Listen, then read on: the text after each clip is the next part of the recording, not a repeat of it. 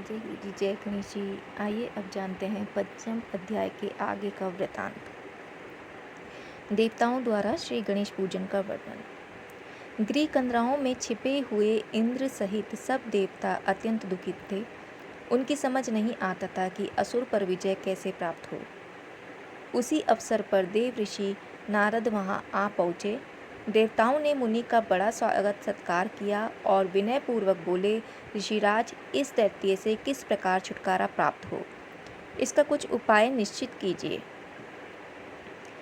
नारद जी बोले, देवगण, भगवान विनायक के वरदान से ही त्रिपुरासुर इतना प्रचंड हुआ है। यदि तुम उन्हीं भगवान को प्रसन्न करो तो असुर का विनाश हो सकता है। यह कहकर नारद जी चले गए। देवताओं ने गणेश जी की आराधना आरंभ की। उनकी मंत्र मूर्ति का षोडशोपचार पूजन किया, जिससे प्रसन्न होकर वरदराज गणेश जी प्रकट हो गए। उनको सामने देखकर देवगण गदगद कंठ से प्रार्थना करने लगे। नमो नमस्ते परमार्थ रूप, नमो नमस्ते अखिल कारणाय, नमो नमस्ते अखिल कारकाय, सर्वेन्द्रियाण मादिवासिने अपि, नमो नमो भक्त मनोरथेश, नमो नमो विश्वविधान दक्ष, नमो नमो दैत्य विनाश हेतु, नमो नम संकट नाश कराए। अर्थात, हे परमात्म स्वरूप, आपको नमस्कार है। हे अखिल विश्व के कारण रूप, आपको नमस्कार है। हे सबके कर्ता प्रभु, हे सभी इंद्रियों में निवास करने वाले गजानन, आपको नमस्कार है। हे नाथ, आप भक्तों के मनोरथ पूर्ण करने वाले तथा विश्व के विधान में दक्ष हैं, आपको नमस्कार है। हे दैत्यों को विनष्ट करने में हेतु रूप, आपको नमस्कार है। हे सर्व संकटों का नाश करने वाले वरदराज, आपको नमस्कार है। सूत जी बोले, हे शौनक, देवताओं के इस प्रकार प्रार्थना करने पर श्री गणेश जी ने प्रसन्न होकर कहा, देवताओं, मैं तुम्हारी स्तुति से अत्यंत प्रसन्न हूँ। तुम क्या चाहते हो, जो मांगोगे वही दूंगा। देवताओं ने हाथ जोड़कर निवेदन किया, वरदराज प्रभु, इसमें संदेह नहीं कि आप सब कुछ दे सकते हैं, परंतु शंका ये है कि आपके वर की प्रचंडता को प्राप्त हुए त्रिपुरासुर का दमन अब किस प्रकार हो सकता है, क्योंकि आप अपने ही वचन को मिथ्या कैसे करेंगे। गणेश जी ने कहा, मैं तुम सब की रक्षा करूंगा, त्रिपुरासुर तुम्हारा कुछ भी नहीं बिगाड़ सकेगा। देवगण बोले, प्रभु, हम उसी के भय से मारे मारे फिर रहे हैं। हमारा राज्य छिन गया, यज्ञादि के न होने से आजीविका नष्ट हो गई है। इन गिरी कंदराओं में भूखे प्यासे रहते हुए हम अत्यंत क्षीण बल और हीन कार्य हो गए हैं। यहाँ भी हमें उस दुर्दांत दैत्य का सदा भय लगा रहता है। गणराज्य ने सांत्वना दी, यह सब समय का प्रभाव है। देवताओं, जब तुम्हारा ऐश्वर्यशाली समय चला गया, तब यह संकट काल भी चला जाएगा। देखो, कालचक्र कभी रुकता नहीं, यह सदैव घूमता है। यदि आज वह दैत्य दुर्दांत हो रहा है, फिर भी उसका पतन भी अवश्य भावी है। देवताओं ने निवेदन किया, परंतु अब अपनी स्थिति से हम ऊब बैठे हैं। प्रभु, आपने इसे इतनी शक्ति प्रदान की है, तो आप ही उसकी शक्ति का हरण भी कर सकते हैं। अतएव हम निराश्रितों को आश्रय प्रदान कीजिए। प्रभु, हमें इस विपत्ति से शीघ्र छुड़ाइए, दीन बंधु। यह कहकर देवगण उनके समक्ष दीन भाव से नतमस्तक हो गए। गणेश जी ने उनकी विपत्ति का अनुमान किया और बोले, देवगण, मेरा पूजन करते रहो। भक्ति भाव से की गई मेरी उपासना कभी निष्फल नहीं होती। यह कहकर गणेश जी अंतर्ध्यान हो गए। देवता पुनः उनकी भक्तिपूर्वक उपासना करते रहे। उधर भगवान गणेश जी स्वयं ब्राह्मण का वेश रखकर त्रिपुरासुर के पास पहुँचे। उसने एक तेजस्वी ब्राह्मण का आगमन देखकर अर्घ्य पादादि से उनका सत्कार किया और फिर बोला, भगवान आप कौन हैं, मैं आपकी क्या सेवा करूं। त्रिपुरासुर विप्रवेशधारी गणेश जी ने कहा, दैत्यराज मेरा नाम कलाधार है। मुझे भगवान शंकर द्वारा पूजित उस गणेश प्रतिमा की अभिलाषा है जो कैलाश में विद्यमान है, उसे मुझे प्रदान कर दो। त्रिपुरासुर बोला, वह प्रतिमा अवश्य दूंगा। यह कहकर उन्होंने अपने अनुचरों को प्रतिमा लाने का आदेश दिया। किंतु जब भगवान शंकर कैलाश छोड़कर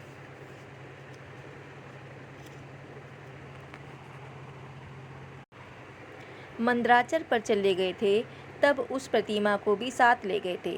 अनुचरों ने लौटकर यह बात निवेदन की।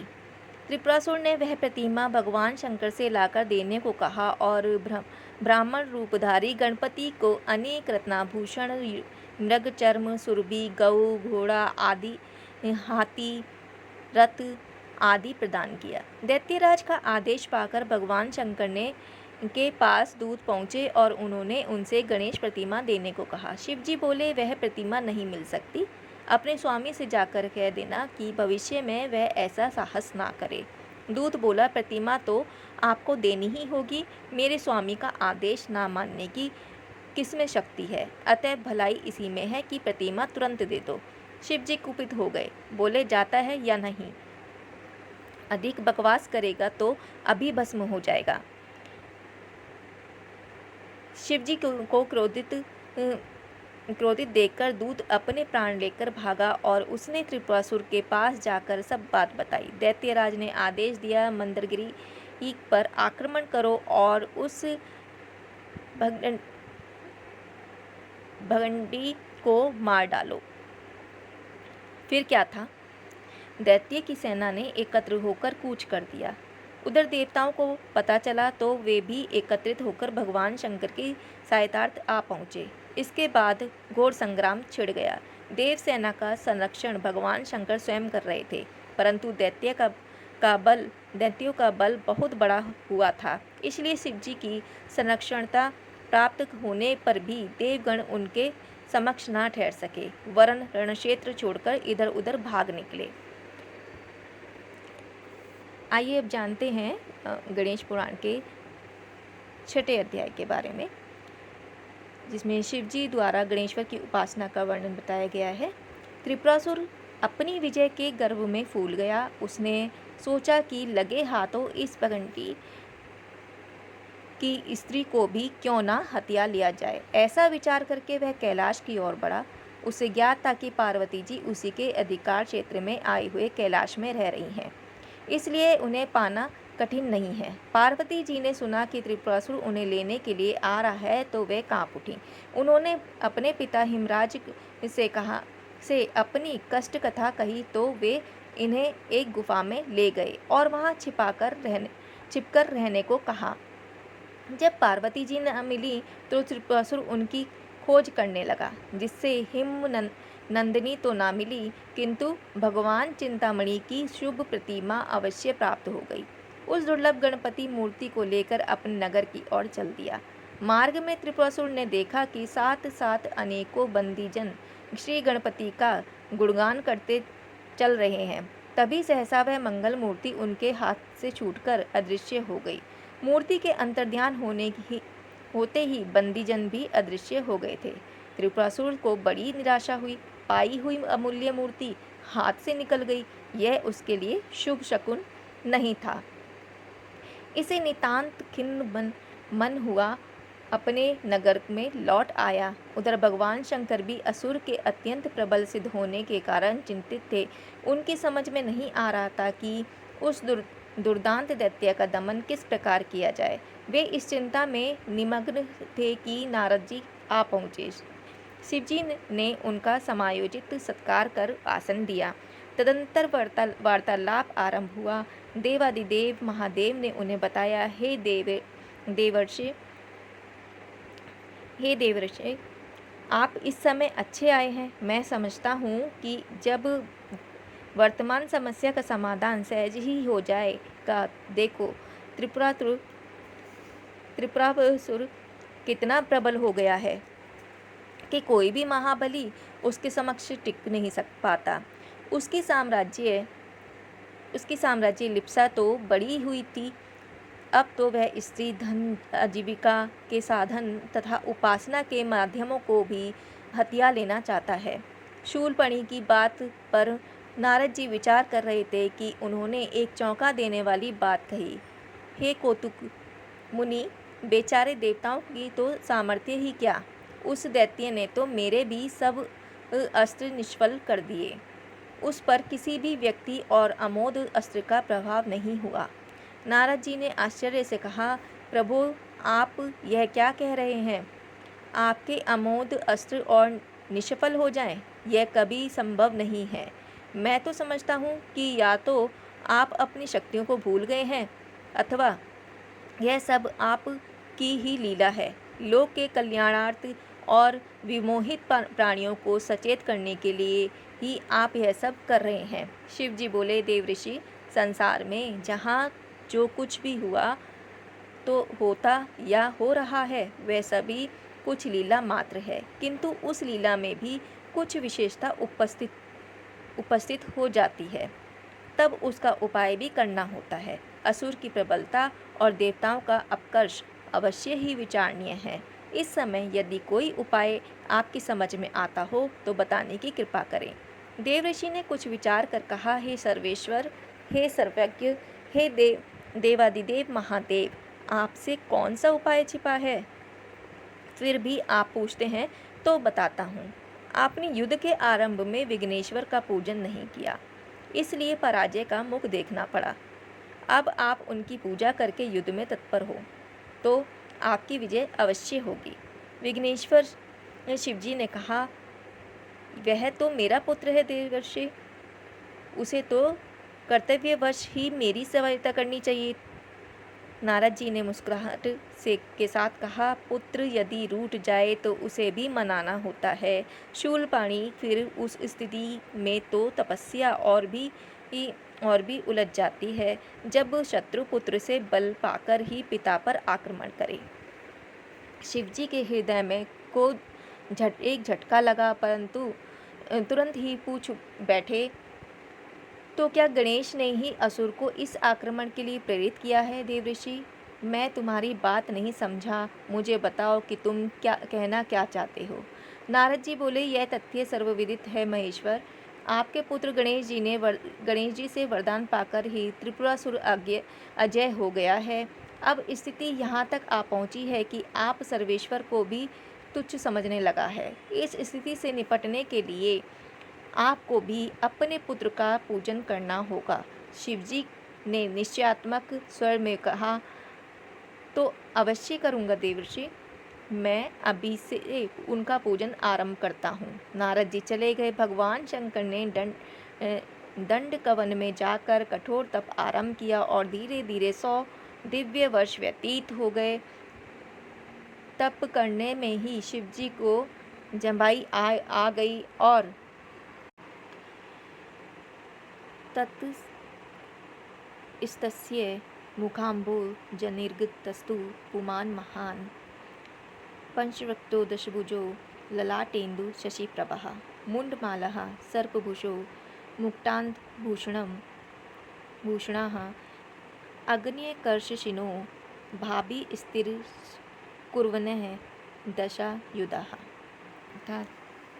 तभी शिवजी के मुख से एक तेजोमय पुरुष का आविर्भाव हो गया। उनके 5 मुख, 10 भुजाएं, ललाट पर चंद्रमा था। उनकी देह कांति भी चंद्रमा के ही समान थी। वे गले में मुंडमाल, सर्पों के आभूषण तथा मुकुट और बाजूबंद धारण किए हुए थे। उनके तेज के समक्ष अग्नि, सूर्य और चंद्रमा भी तिरस्कृत हो रहे थे। उन्होंने अपनी भुजाओं में दक्ष आयुध ले रखे थे। शिवजी ने उन्हें देखा तो सोचने लगे, क्या यह मेरा ही दूसरा रूप है? कहीं यह त्रिपुरासुर की ही तो कोई माया नहीं है, यह स्वप्न है अथवा आदिदेव विघ्ननाशक विनायक का साक्षात प्राकट्य।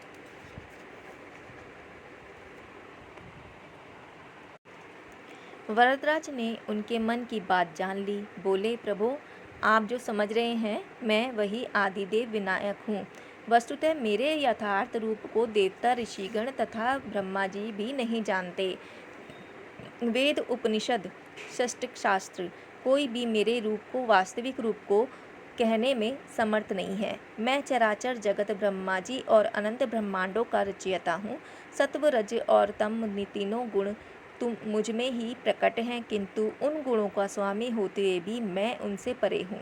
संसार की रचना, स्थिति और प्रलय में मेरे ही कार्य हैं। आपने मेरा 100 वर्ष तक का निरंतर चिंतन किया है, इसलिए मैं पूर्ण रूप से संतुष्ट हूँ। आपकी कामना पूर्ण करने के लिए इस समय यहाँ प्रकट हुआ हूँ, अतः आप जो चाहें मुझसे मांग लें। वरदराज की प्रसन्न मुख मुद्रा देख और वरद वचन सुनकर शिवजी जी उनकी स्तुति करने लगे। दशापि नेत्राणि ममाद धन्या नयथो भुजाः पूजन तत्वाद तवानते पंच शिरांशि धन्यास्तु ते पंचमुखानि देवाः। अर्थात हे देव, आपका पूजन करके मेरे दशों नेत्र और दशों भुजाएं आज धन्य हैं। आपको प्रणाम करके मेरे 5 मस्तक और आपकी स्तुति करके मेरे 5 मुख धन्य हो गए हैं। हे प्रभो, आप रजोगुण के द्वारा समस्त सृष्टि को रचेत, सतोगुण द्वारा पालन करते और तमोगुण द्वारा प्रलय कर देते हैं। आप नित्य, निरपेक्ष और निर्लेप हैं। आप ही सभी जीवों के जय गणपति जी। आप ही सभी जीवों के ईश्वर तथा उनके कर्मों के साक्षी और फल प्रदान करने वाले हैं। हे वरदराज, त्रिपुरासुर को नष्ट करने का शीघ्र उपाय कीजिए, अन्यथा वह समस्त सृष्टि नष्ट हो जाएगी।